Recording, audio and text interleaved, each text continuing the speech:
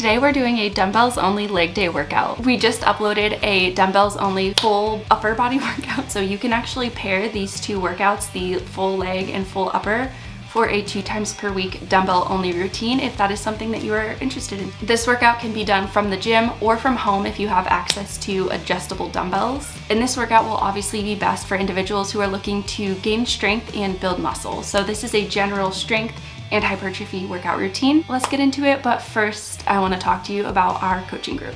I'll also leave the timestamps below if you want to skip it, but I recommend watching because obviously it's gonna be cool. Join the group because it's gonna be so awesome, okay?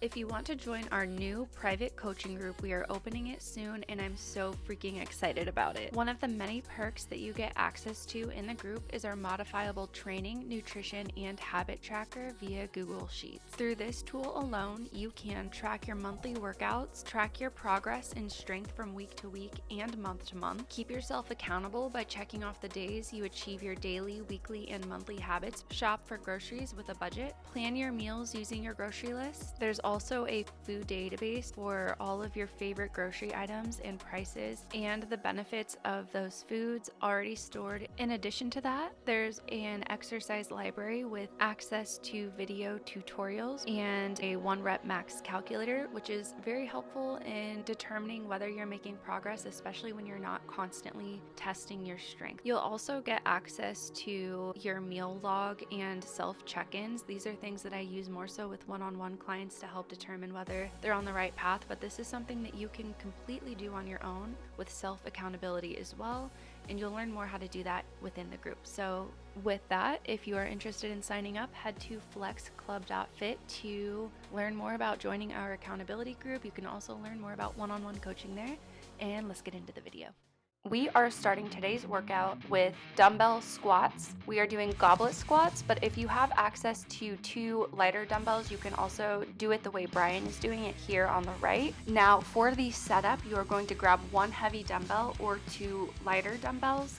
If the dumbbell happens to be heavy, you don't actually have to pick it up off the floor like I do. In fact, it's probably safer if you set the dumbbell on a bench and pick it up that way.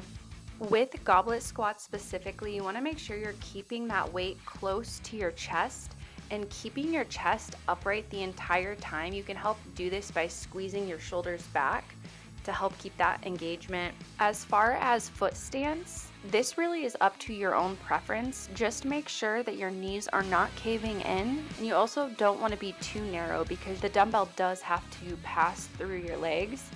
Most people do better with a wider stance, so try out different variations.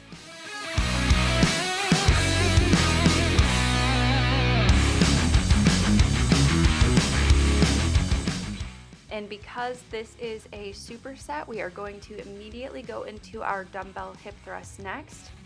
To set up for our hip thrust, you want to grab a bench, and your upper back is going to go against the bench right around like the base of your shoulder blades. As far as the placement of your feet go, you want to create about a 90-degree angle with your body and your legs. The further away your feet are from your body, the more you'll target the hamstrings, and the closer your feet are, the more you'll target the quads or the glutes. And getting that 90-degree angle really just helps to target the glutes the best, but you don't actually have to worry about being perfect with this. You can have some room for error and have some room for improving the technique here and your foot placement, because truly there is no wrong answer. It's just that if we want to strengthen the glutes, this is the best way to do it. You want that 90-degree angle, and that is our goal today with these hip thrusts, to target those glutes. Having strong glutes is very important, and in this society we actually tend to have very weak glutes, which contribute to knee injuries, ankle injuries, and sometimes even upper body injuries. Now, if we are talking ass to grass squats, that is exactly what you will see from me. Now, this is not what you need to do. When you're squatting down, you want to get to at least parallel. Now, Brian is a better reference for this. I squat better when I go very deep, and I just happen to have really deep range of motion, really good range of motion. It's just because I've always trained like this. I've been training for 10 years. This is something you can work up to, but truly there's not going to be that much of a massive benefit from going as deep as I am, other than just having better flexibility and mobility, which is a really great thing, but you're not going to be limited on your strength if you can't go as deep. So aim just to get about parallel, which is also a 90-degree angle to the floor.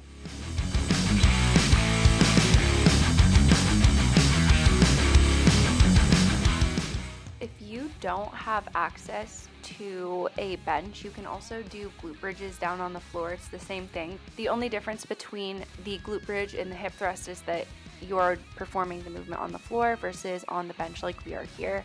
They both target the glutes, but if your goal is hypertrophy, which this is what the target of this workout is, then you will get more range of motion for your glutes if you perform these on a bench with your shoulders elevated, because you get that deeper range of motion versus down on the floor there's less range of motion. They have their time and place, and there's lots of reasons why you would do one versus the other, but for the basic general strength, general hypertrophy workout here, doing them elevated will be more beneficial, but it's not like your glutes won't grow if you do it on the floor. They absolutely will.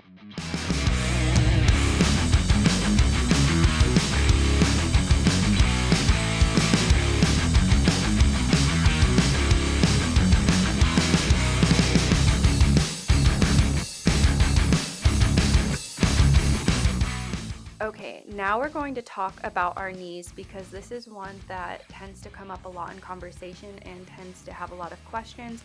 Just don't look at Brian's knees because they're ashy. I told him I was gonna call him out for it once in this video, so this is the time. Okay, anyways, we'll talk about the knees. One of the things that will help you better engage in this movement, your ankles, hips, and knees, is if you push on the outside of your foot and try to create an arch from your toes all the way into your heels. When you're pushing, you want your knees to be in alignment with, if we want to be direct, your second toe, but just make sure it's in alignment with those toes. Sometimes it can be so far off, and then you'll start experiencing I just got distracted. You'll start experiencing knee pain. So if that is you, try to push on the outside and really, really engage your foot with the floor.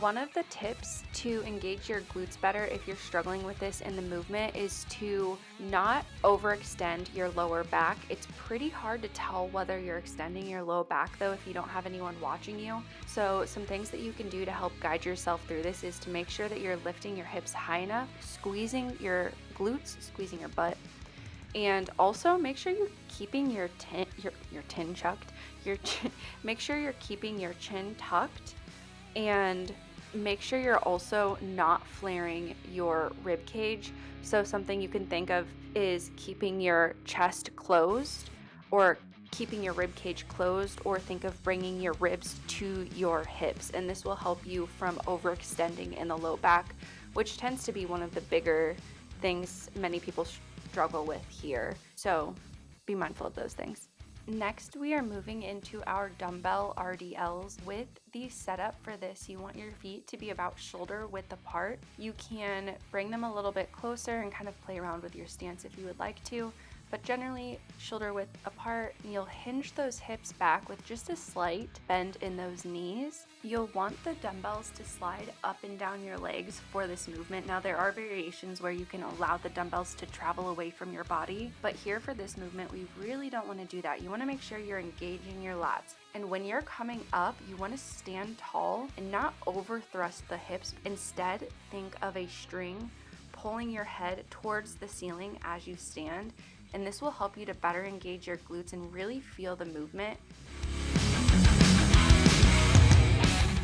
We are supersetting the RDLs with step-ups, and with the setup for step-ups, a bench is usually the most accessible, but I actually prefer if you have a hard wood box to use for your step-ups. That's going to be the most stable. This one's actually the road bench here is actually pretty stable as well, but again, the goal is stability with those ankles, and if you have ankle instability, if you have hip or knee issues or ankle issues, then trying to find a shorter box that is very stable will be your best bet, and then as you progress, you can choose higher heavier boxes. And if you don't have an alternative to a bench, you can also use thick 45-pound plates. If you have the Olympic bumper plates, those are best, but there's definitely ways to work around it. So start with lower step-ups and progress to higher. Step-ups can be challenging, so just keep that in mind. You might want to start with a lower box than even what we're using, or just start with a couple plates stacked on each other and progress from there. Now we are going to discuss how dang deep I get into these RDLs. The reason we're discussing this is because, once again, you do not have to go into that deep of range of motion if you want to target your hamstrings and your glutes. Once you go past parallel with your torso, or once your hips stop pushing back is another better way to gauge it, that's when you can come right back up. The reason I'm going down a little bit lower is, again, because I've trained my body to train this way, and it does put more impact into the low back. Many people aren't at a place where they can do this in a safe manner. I am, and this is just an example that there really is no wrong way to train. This is a very proper and healthy way to train, only if you are able to. Most people, when you're first starting out, you don't want to go that low. You want to stop about where Brian is. So once your hips stop pushing back, that's when the dumbbells come right back up with you. The biggest mistake that I often see with step-ups, and I shouldn't really call it a mistake, but for most people doing step-ups, they want to really focus on that control on the way down, because that is where the growth in those glutes and those quads and in those legs as a whole happen. When you come to the top and then just drop down, you're letting go of all of that eccentric portion of the lift. The eccentric is that controlled portion where you get a majority of the tear in your muscles. And for hypertrophy, if your goal is to grow your muscles, then really focusing on that slow tempo with moderate weight is going to be your best option to see muscle growth in those legs. And this is something you actually want to consider for every single movement that you are doing with the intention of focusing on muscle growth in the gym. Slow and controlled is one of the best ways that you can grow muscle. It allows for you to get better mind-muscle connection, which means that you're less likely compensating during the eccentric of essentially every movement. That is what you want to be focusing on, is slow, controlled tempo. Deadlifts can be tricky. They're really important to incorporate in your training, though, because they are very functional. The lack of hinge movements, a deadlift is a hinge. The lack of hinging in our daily lives is actually what creates a lot of the back injuries that we see. If you work yourself up to training deadlifts, you can train through these full range of motions. But if you're starting out and you're like, I can't even get to my knees, that is actually okay. Work with the range of motions that you allow for, and you can actually progress in your range of motion. I have progressed in my range of motion. I didn't start out with that deep range of motion. I didn't start out with the weights I work with now. I started out very much on the same page that you are also on, and we probably have slightly different starting points, and that's okay. You might be in a better position than I was, or maybe I was in a better position, but really it doesn't matter. At the end of the day, what matters is you start where you're at, because that is quite literally all you can do, and you progress from there. And as you progress, you'll start to notice that you're feeling healthy and you're feeling better and you're feeling happier and you're feeling more confident, you're feeling stronger. And ultimately the goal with me personally for you is that you feel more empowered in your body, in yourself, in your life. You feel healthy, you feel strong. And that is really the goal. It's not about, it can be about how you look, and it's totally okay to be empowered in how you look.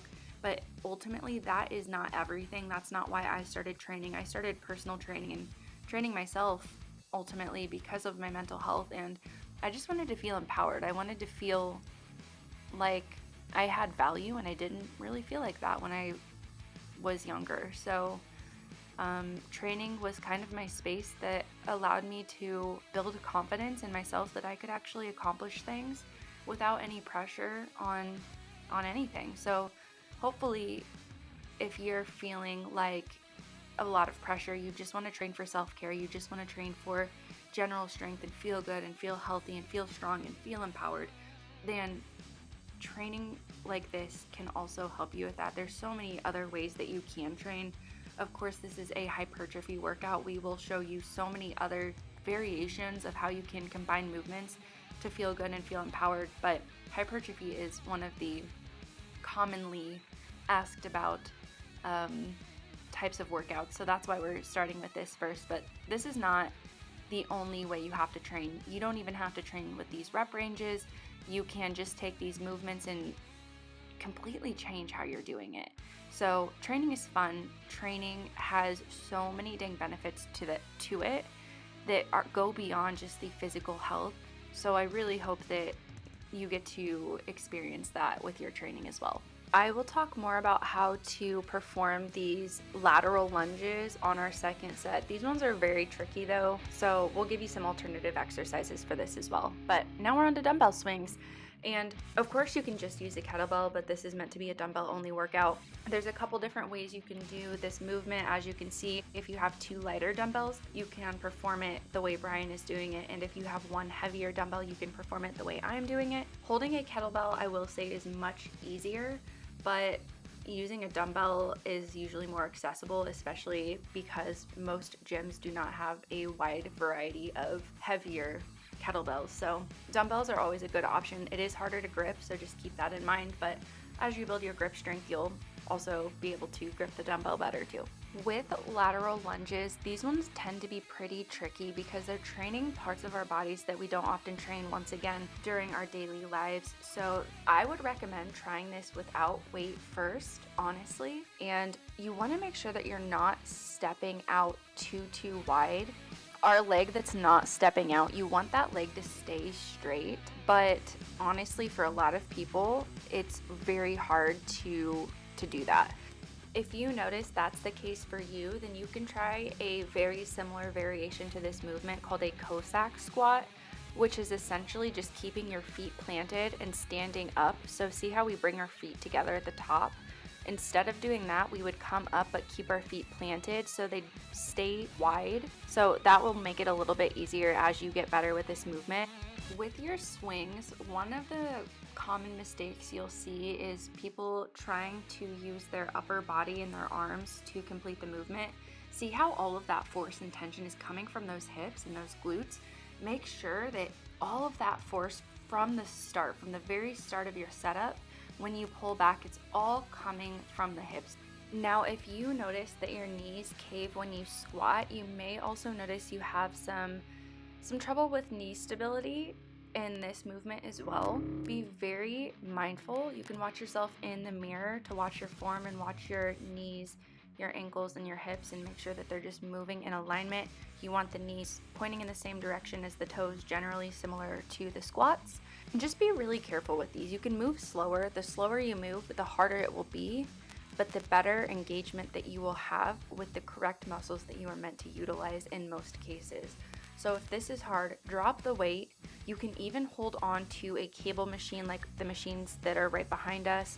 You can hold on to a wall. You can hold on to a pole. Hold on to something and help you to balance, stabilize, and kind of stretch into this movement. It is a really tough one, but it is a really important one to incorporate, and I think it's one that is oftentimes skipped in most people's hypertrophy work and just training in general. Now, swings, dumbbell swings, kettlebell swings, they are more of a cardio-based movement or a power-based movement. That said, that doesn't mean that you can't incorporate these movements into your training. You still build muscle from movements like this, and ultimately the goal is that you're having fun and moving forward with the way you want to in life and in the gym. So that's it. I will see you guys next time. Pump that booty.